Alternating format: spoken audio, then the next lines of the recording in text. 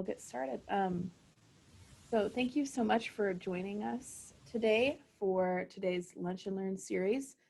Today we're talking all about science literacy, which is one of my favorite topics.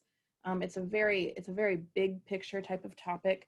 And so what I'd really love out of today is, we try to, with this series, we try to provide some kind of tangible take home. What can you do? What can you learn from this? Some nuggets that you can take and use in your everyday life or your everyday, roles in your positions. This one it's a big subject to tackle, so we'll do our best, but it's a bit more almost philosophical. And so there's some points where there's some kind of questions and discussions. So if you're feeling chatty or if you're feeling like a discussion today, I'd certainly love to hear from you and your input on some of these really exciting topic. So my name is Amber Schultz. I'm the Wildlife Education Program Manager with the Fish and Wildlife Education Division at Nebraska Game Parks. And I will be doing, let's see, you see the next slide, Monica? Okay. All right.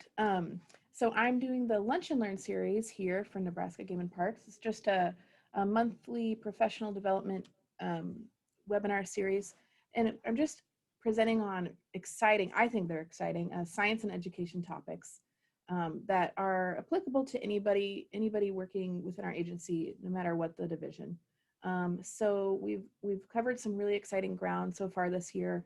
And then these are some of the subjects that are coming up over the next year, throughout the year. So the next one is going to be in June. It's going to be communicating controversial topics and teaching tough subjects. That's going to be a super fun one.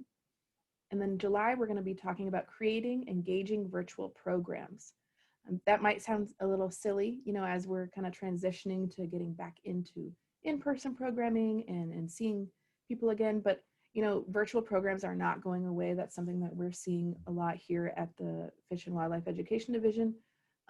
Yes, we'll be doing public programs, but people are still really excited about some of the virtual offerings that we're doing. So, we're going to be doing a lunch and learn on that. Engaging our audience through social media. We can always learn more about some of those best practices and some of almost the science of the communication behind that. Understanding and communicating climate change 101.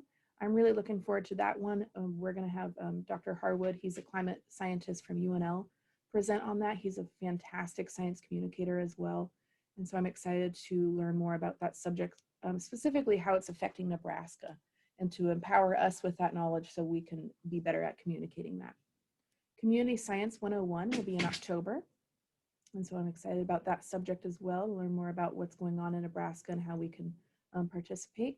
Storytelling in science in November. That'll be a great one. And then in December, we're going to hear from the Education Strategic Plan and just, the results and successes over the last few years of what that strategic group has put into place. So we have a lot coming up we're very excited about. So thank you so much for coming today. As always, I'm going to put out an evaluation at the end of this, probably tomorrow. These will be recorded. They are found on Nebraska Game and Parks Conference's YouTube channel. And so that'll all be available to you after this in case you miss it, or if you want to use these recordings as opportunities for training opportunities for any other employees or any staff. Okay.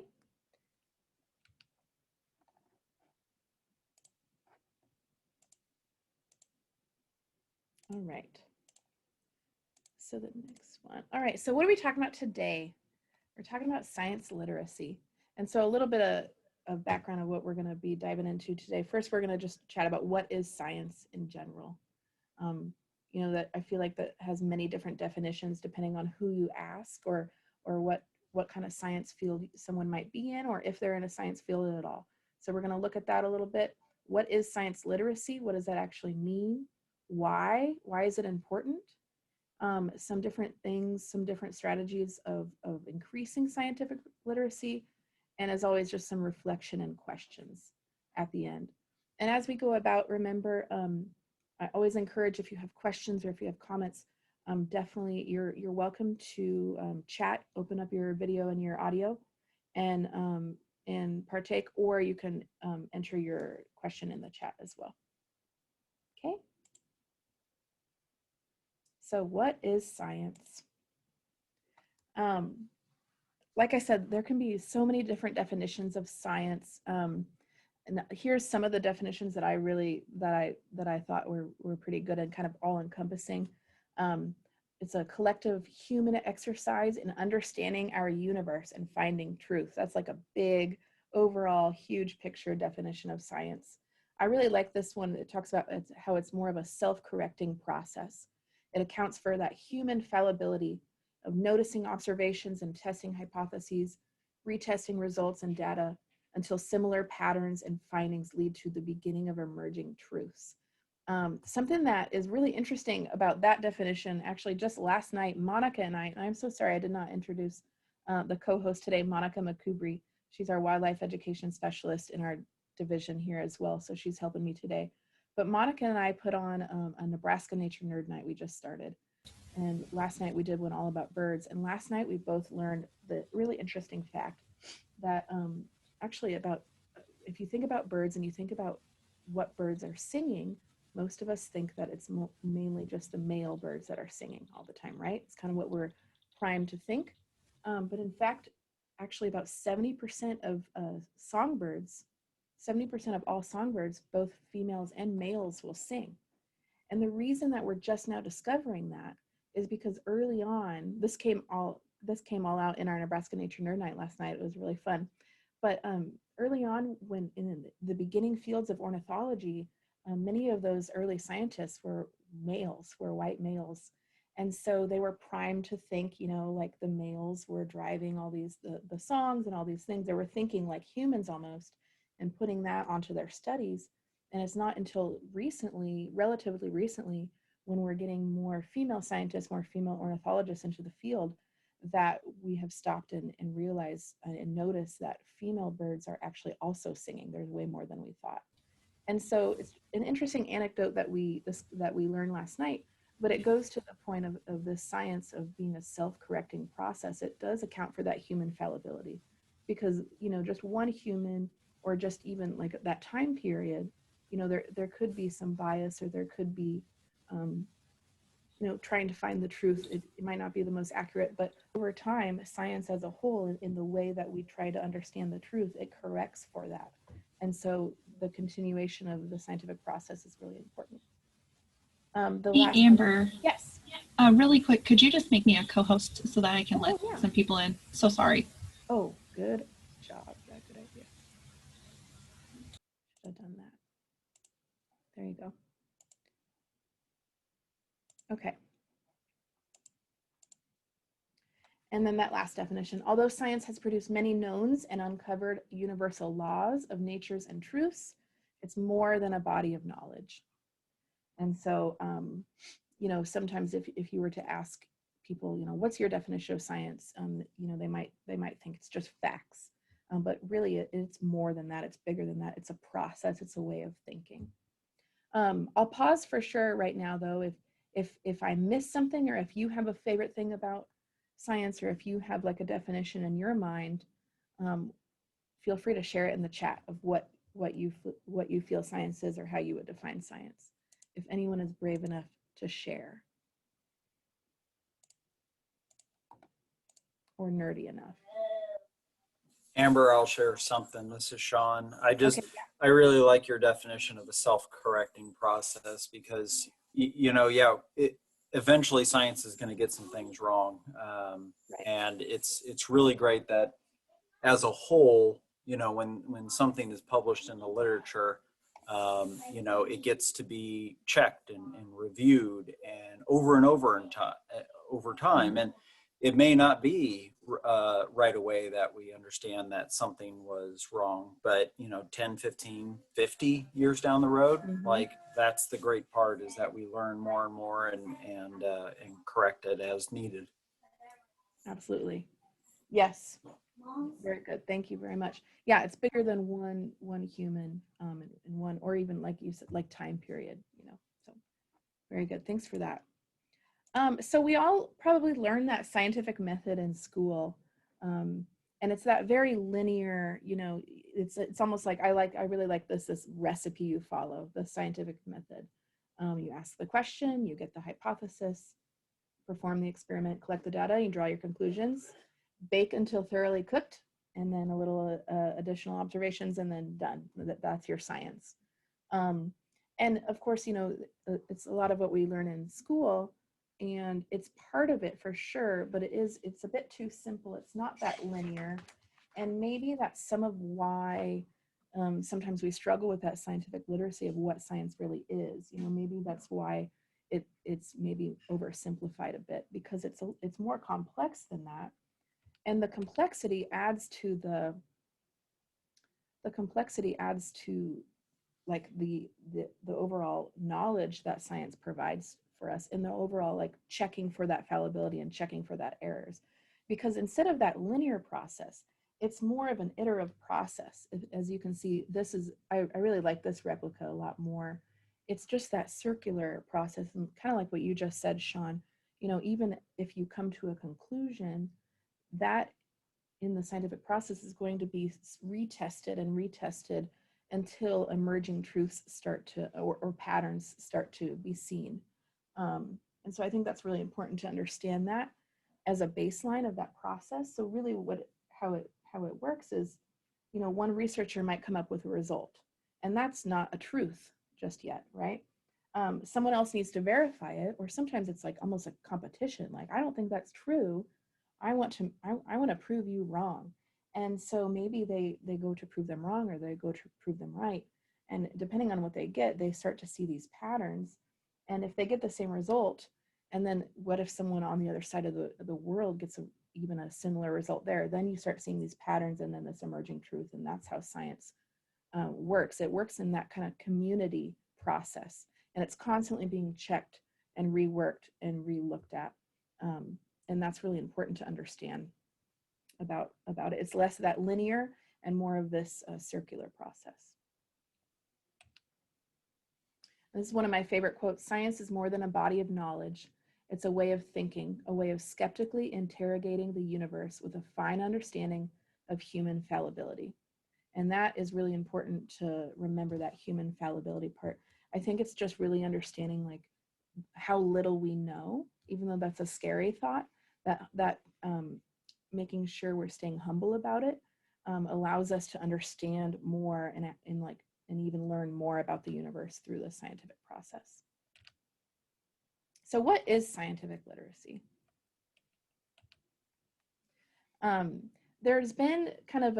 There's kind of ongoing debate on, you know, what does it mean to be a scientific literate citizen or a person?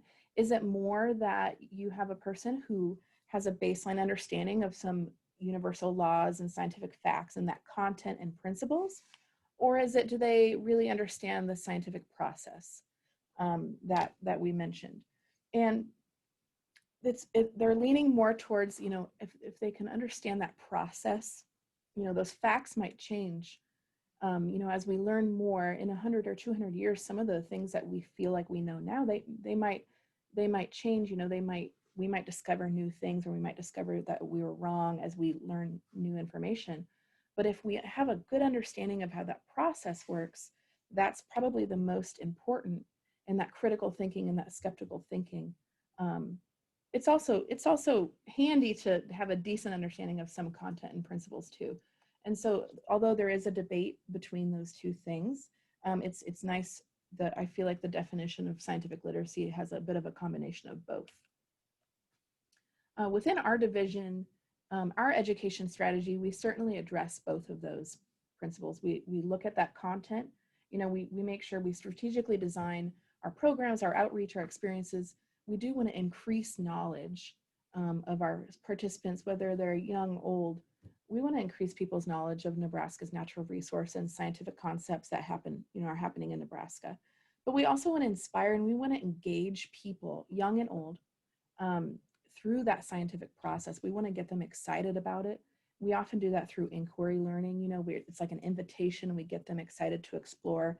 And then if we light that spark and that curiosity, instead of just telling them a fact, if we tell them a fact, they'll know a fact for that day. But if we light that spark through engaging in that scientific process, the goal is, and the hope is, that spark carries on, and that curiosity carries on even after they leave our program, and they continue on to be curious and kind of follow their own inquiry. So we consider that during our, when we think about our strategy. And I feel like a lot of our other education programs at large through our agency does this as well. We have a lot of programs, whether we mean to or not, that does both, addresses that content, increasing the knowledge, but also the scientific process. A little bit more about scientific literacy. It's less about what you know, but more about how you think.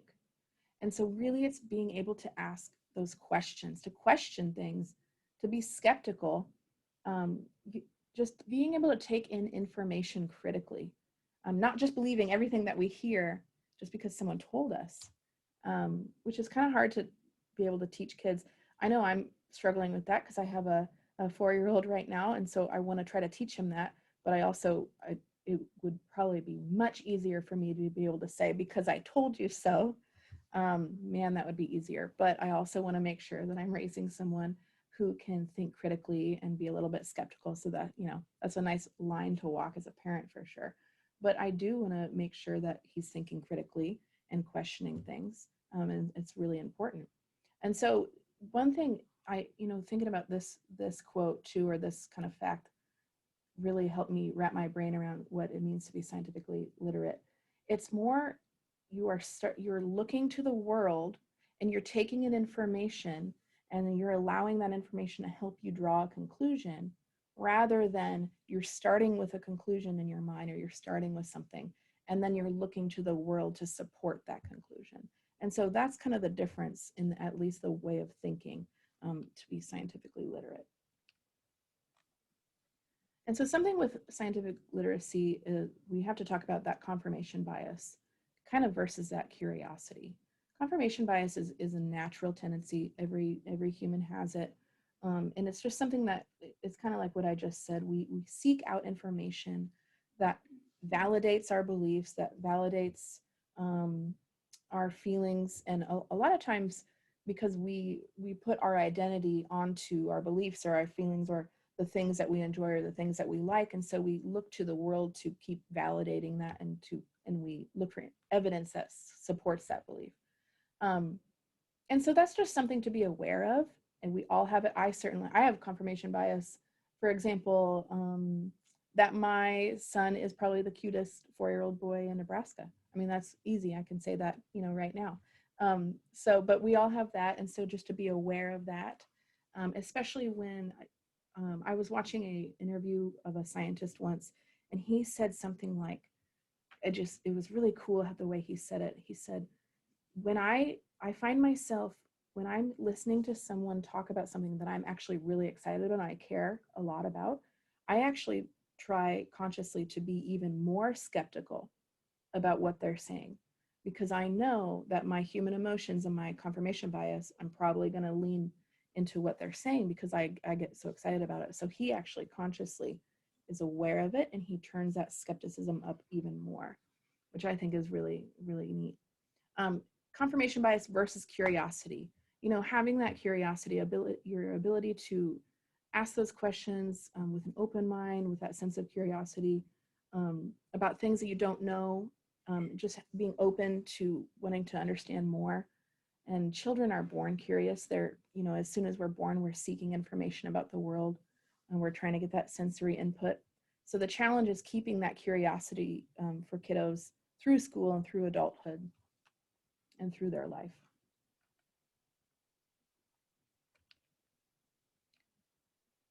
So how about before I go to the next slide, I spoke a little bit about scientific literacy. Would anyone have any other comment about what else that it might be, or how else they would define what scientific literacy is? Or do you have any opinions on that content versus that process? Which one's more important? Is it a combination of both? Any thoughts on that before I move on?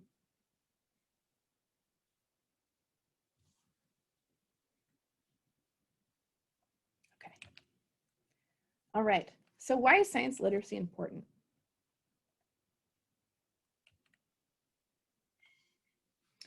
Well, it's pretty important. It's very, very important because, you know, at the foundation of it all, like even our democracy, our economies, if you think about it, science is the foundation of these things. It's what our economies are built on.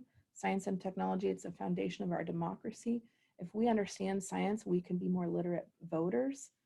It empowers individuals and empowers, you know, yourself every day, having an understanding of the world, and it empowers societies as well. If you have an understanding of how your world works, or at least a little bit, and also that understanding of how to question and how to critically think, you're less likely to be easily fooled by someone who does have understanding and wants to, you know, tell you the wrong things or something like that.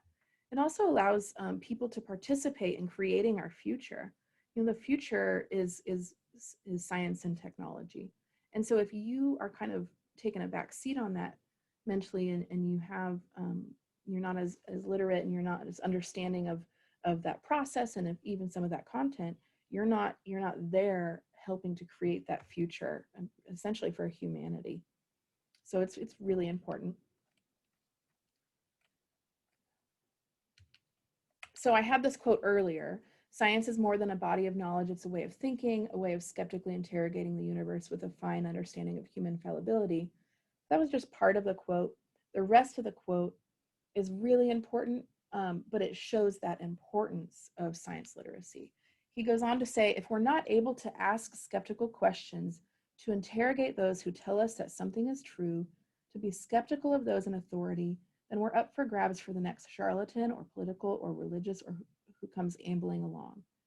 It's a thing that Jefferson laid great stress on. It wasn't enough, he said, to enshrine some rights in a constitution or bill of rights. The people had to be educated, and they had to practice their skepticism and their education. Otherwise, we do not run the government runs us. Those are like some heavy words from Carl Sagan, but there's a lot of truth there in how important being scientifically literate is. You know, it really is about empowering ourselves as individuals and as societies to participate, you know, in our democracies and in our own daily lives. So that being said, I want us to think a little bit about our typical day. So I was kind of thinking about this a little bit, thinking about like the science maybe I even take for granted, even though I'm a science nerd. So I'm thinking about my typical day, and I invite you to think about this as well. Okay, so for me, I wake up. Often an alarm goes off to help wake me up. I have to get ready. I need a shower. I'm going to brush my teeth. I sometimes remember to take vitamins. Sometimes I don't. It just depends. I like to check the weather report because we all know in Nebraska that it doesn't matter the season. You can have 4 seasons in one day. So I check the weather report, and that helps me know like if I need a jacket or sandals that day, or both, right? I also, so that we commute to work, whether we bike, we take the bus, or we drive. And then when we get to work, there's so many different things that we're going to navigate about our workday. You know, you're thinking about making different decisions. You're navigating working with different people. You're using technologies where most of us are reliant on the internet, on computers, on phones, and different things like that. And then even after work is very a variant between, you know, different people, but some people, you know, we have to commute back home, and some people like to relax, and that's very subjective depending on what you like to do to relax. But we might spend time enjoying loved ones or family or friends, cooking dinner. I like to cook dinner for my family, and I like to spend time outside. Or maybe, I don't know about anyone else, but I really miss going to concerts, so I can't wait to do that, right? So just different things like that. And then we go to sleep and we get ready for the next day. So in all these things, just a typical day, how do we feel that science is involved with any of that? Is there any, like, and you can throw it in the chat if you have any ideas. And you can comment on this or your own day. What kind of science is involved here?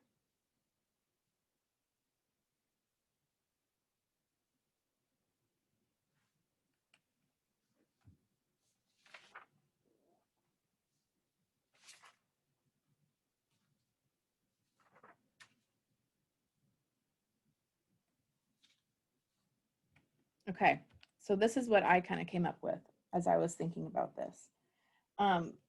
I feel like I'd argue there's not even one component of a typical day that science and technology did not have an impact on. And so the obvious would be, the meteorology from that weather report, even biology, even what's happening outside and having an understanding of that. Medical science, from even me maintaining my health, having a regular doctor or taking my vitamins or medication.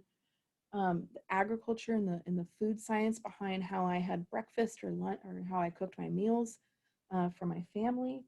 Even the computer science and technology that went into creating our phones and our computers and our internet. The engineering, the stuff that we don't think about, like even the engineering of the design of the streets and the traffic lights and the sewer systems. That is stuff we hardly think about, but that's the science behind that helps us live our daily lives. Even the neuroscience and the psychology and behind, that explains our creativity and our productivity at work, the social science of working alongside people in team settings, and then the not so obvious, the physical laws of nature, so the energy flow and the sound and light waves and gravity and all these things have an impact on us every single day, whether we know it or not, whether we like it or not, and whether we believe it or not. These are all things that are impacting us and helping us live our lives every day. And science and technology play a critical role in that. And so I think the point here is just the more that we have an understanding, or at least an appreciation of how important that is, the more empowered we are in our own daily lives. Any comments or thoughts on that before I move on? Did I miss anything? I should have put entomology because I'm also probably looking for bugs, at least in the summer. Maybe I'm the only bug nerd here. That's fine. I thought Sean was too, but that's okay. I won't call him out. Okay. All right. So this is a really quick 2-minute video, and this is one of my favorite little clips on science literacy and kind of the bigger picture of the importance of it and why why it's important and kind of the state of it. And this is from Neil deGrasse Tyson. He is an astrophysicist. He's a planetary science. He's a fantastic communicator. Oh, we have some chats. 1 second. Bugs. Thank you. Okay, so you are a bug nerd too, Sean.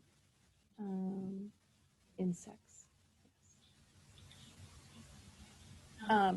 Anyways, he's a fantastic science communicator, and he's a big proponent of science literacy, and he does a lot in the science literacy efforts. So I'll just play this quick. Please let me know if you cannot hear the audio. It should be working though.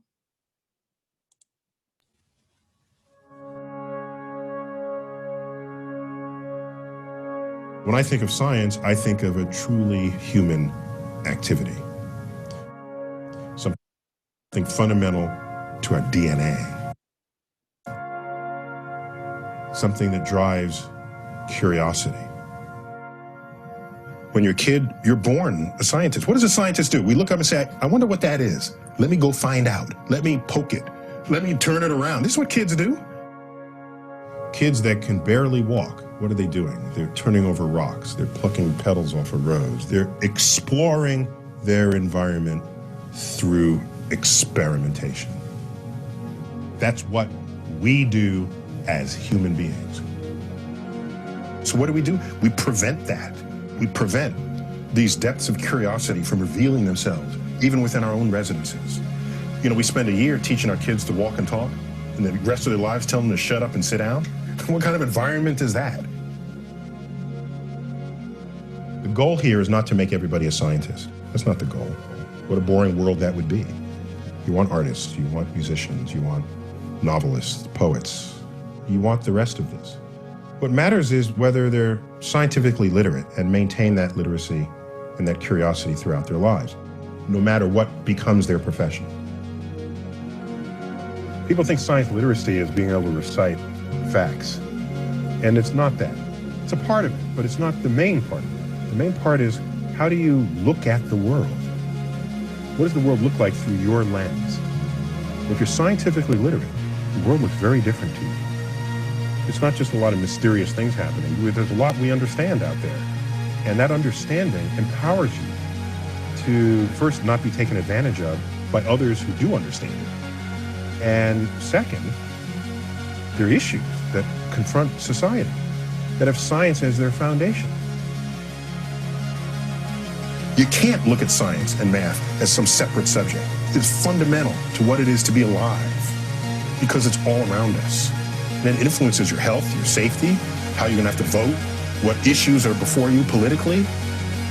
If you're not scientifically literate, it's in a way you are disenfranchising yourself from the democratic process, and you don't even know it.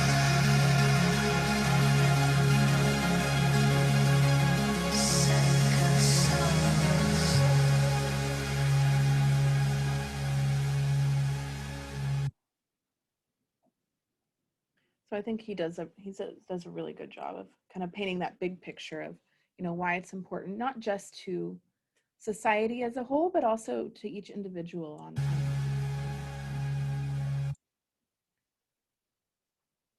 So just pausing really quick as a discussion piece, kind of walking through some of the importance of it and what it is. How has being science literate helped you in your day-to-day lives? If you'd like to share, discuss, feel free to comment or speak, whichever you would like.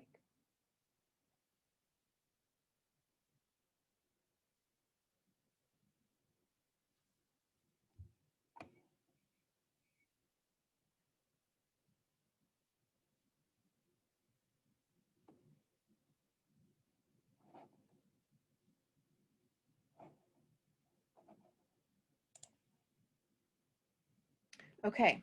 Oh, I see something. Monica says it helps me be humble when teaching other people and children. I can still learn and I don't know everything. Very good. Thanks, Monica. And that's a really good point too. Oftentimes in education, when we get questions from kiddos or students or even adults that we don't know, we're actively modeling that scientific process, and we don't pretend to know something we don't. We just say, we don't know. That's a fantastic question. But that's the point of science. Sometimes when you find these amazing discoveries, the best discoveries lead to more questions, and it's that iterative process where it leads to more questions, which leads to more discoveries.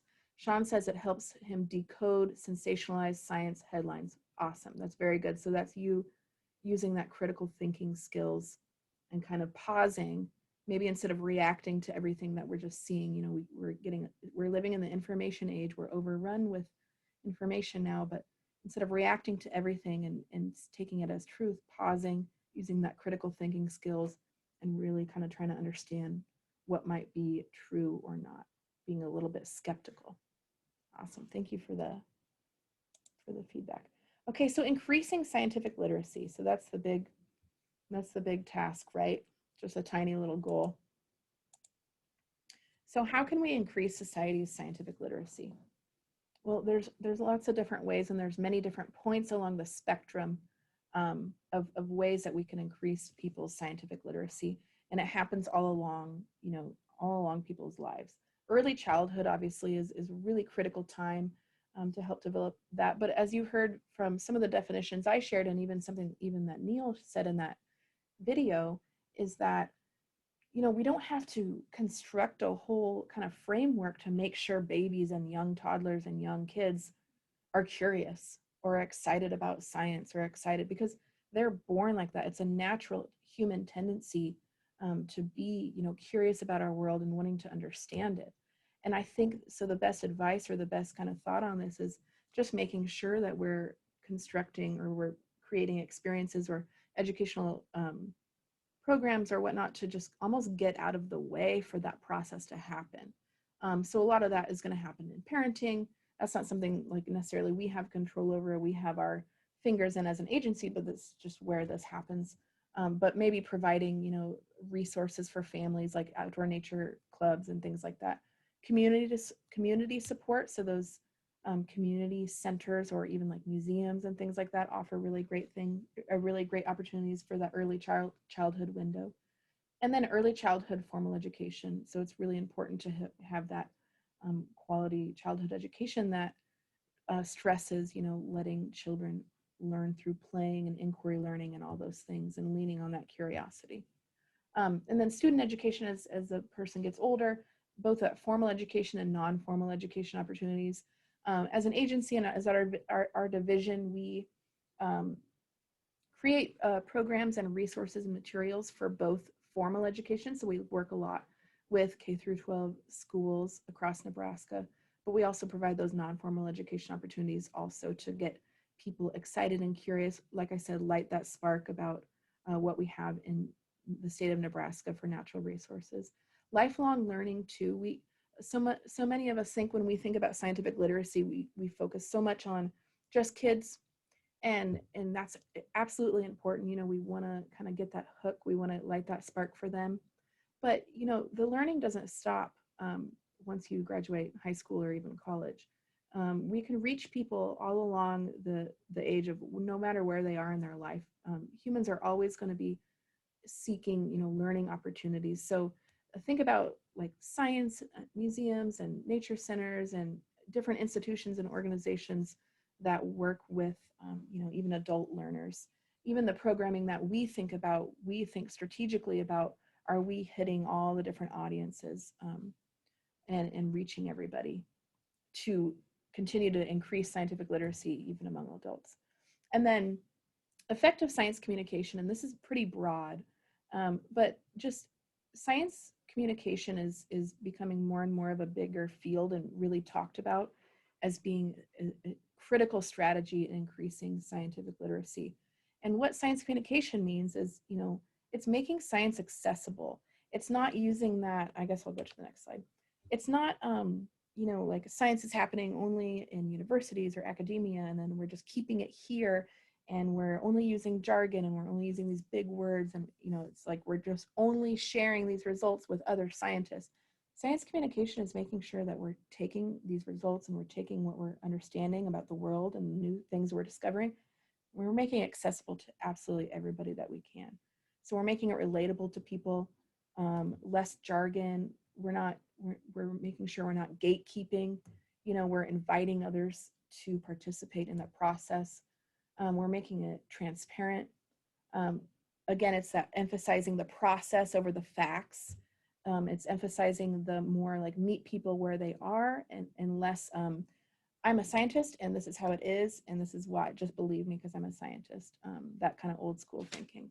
And it's more of the engaging and personal and connecting ways, and that's something that as professional educators and professional science communicators, you know, there's really that skill set and there's science behind, you know, improving that, and that's something that we really think about a lot and we strive for. And I think our communications division does a really excellent job at this as well. And we always have that in the back of our mind is just increasing that science communication to make everyone feel welcome at the table when it comes to science. So with that, what are ways that you feel you can increase your own scientific literacy, or you can help increase other scientific literacy? And I say this because even though I'm a big science and nature nerd, I mean, I recognize every single day all the things I don't know. It far outweighs the things I know. So I feel like every day I'm trying to improve my own science literacy. But what are your thoughts on this? Are there any strategies that you have, or is this important enough that you think about? Or do you have strategies to help increase science literacy in others? Amber, I'll pipe in here. You know, looking at your previous slide, it's that's a fantastic summary that I have to admit, when I first came out of undergrad and graduate school, like I was not good at that, and I'm still not great at it. I'm always trying to improve how I can better communicate the things that I'm passionate about, and you know, making it relatable to others. And one example is, you know, we were standing outside with our neighbors one night, and the bats were starting to come out. And so my neighbor said, "Oh, they must be here because they're eating all of the little crab apples off the trees around here." And so it was a great example of where I could say, actually, you know, they're eating the insects. Like you would think that they're near the trees or eating those fruit, but they're actually eating the insects. You know, we don't have any frugivore bats here. But then that made me think, okay, where is the nearest fruit-eating bat to Nebraska? And that's how I keep myself going. It's just I never stop asking those questions. I'm always curious to learn more, and I'm not afraid to tell people I don't know, because heck, I absolutely don't know it all. And that's what keeps it interesting to me, is being able to go out and find those things and be able to answer those questions, not only for other people, but largely for myself, just because I'm curious. Absolutely. Oh, that was a fantastic comment too. And it makes me think, you know, often we think of like people who maybe not in our science field as like they don't know a lot, and so they don't have a lot to contribute. And so when we talk to them, we have the things to tell them, right? But I find myself when I'm talking to people who might not be in our field,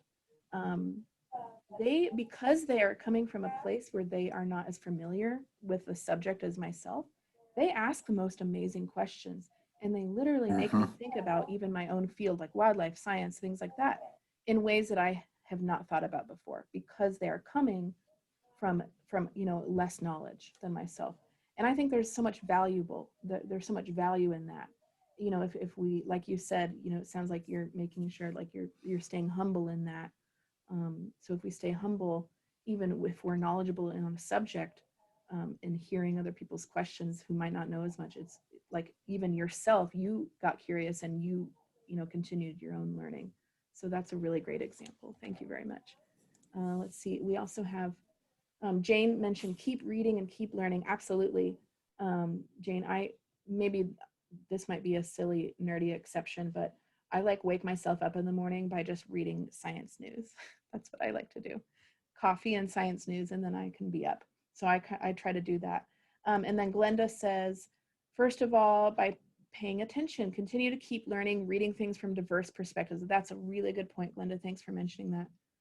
It's really important to think about diverse perspectives as well. Coffee and science news, who can beat that? I know, Jane, maybe we should like start a thing, like coffee and science chat or something. Very good. Yes, awesome. Thank you guys for that. Okay, just a few slides left. Reflection and question. As I was putting this presentation together, I kind of reflected on my own things of what I've learned of science literacy, and I just put this together as what to me science literacy is, but you can feel free to agree, disagree, or add to this. Again, just to summarize, being science literate is not about being an expert on each one of these processes that affect us in our daily lives. It's rather about having an awareness and appreciation that there are scientific processes and emergent truths derived from science that have helped improve our daily lives in almost every conceivable aspect compared to our ancient ancestors. It's through science, through this way of thinking and asking questions and testing hypotheses and being curious and open to what the universe has to teach us, that humans can collectively use that improved understanding in creative and innovative ways to help us dream of better tomorrows. That's what scientific literacy is to me. And that's why it's an important, it's kind of like an important subject, and that's why it's my passion to try to increase people's science literacy and show them, how important it is in their lives. But I want to hear from you just one last time. Why do you think science literacy matters in Nebraska specifically?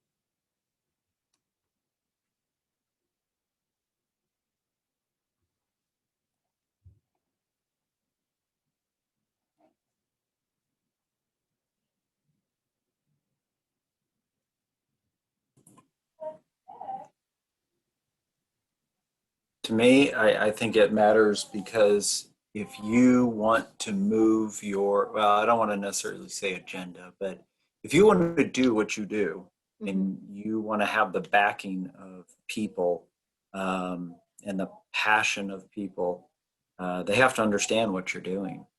Even if it's not the level that you're understanding, just for them to know a little bit about it, maybe the name of a species and where it lives, that might be enough for them to become really interested, and that can really help you when the public or the non-scientists or the non-land managers, whoever it may be, are Mhm. interested in what you're doing and supportive of it. Yeah, absolutely. Sometimes it helps that they know a little bit about it first, and then sometimes that helps them to care about it more, you know. And I've also found that then the more they care about it, the more they want to learn about it. So it's a really cool cycle, you know, to get Mhm. them moving in that direction of stewardship, which is part of our mission really at the end of the day. So I feel like science literacy goes along with that 100%. Thank you, Sean. Anybody else before I close? We have a chat. Jane says, we make policy decisions that affect the future and the people of the state. Absolutely. And so the more scientific literate folks are, you know, the more that they can they can participate in that process, right? They can help with those policy decisions, and they can understand those policy decisions in a more meaningful way if they're more scientifically literate. Very good. Okay. That is all I have for you guys today.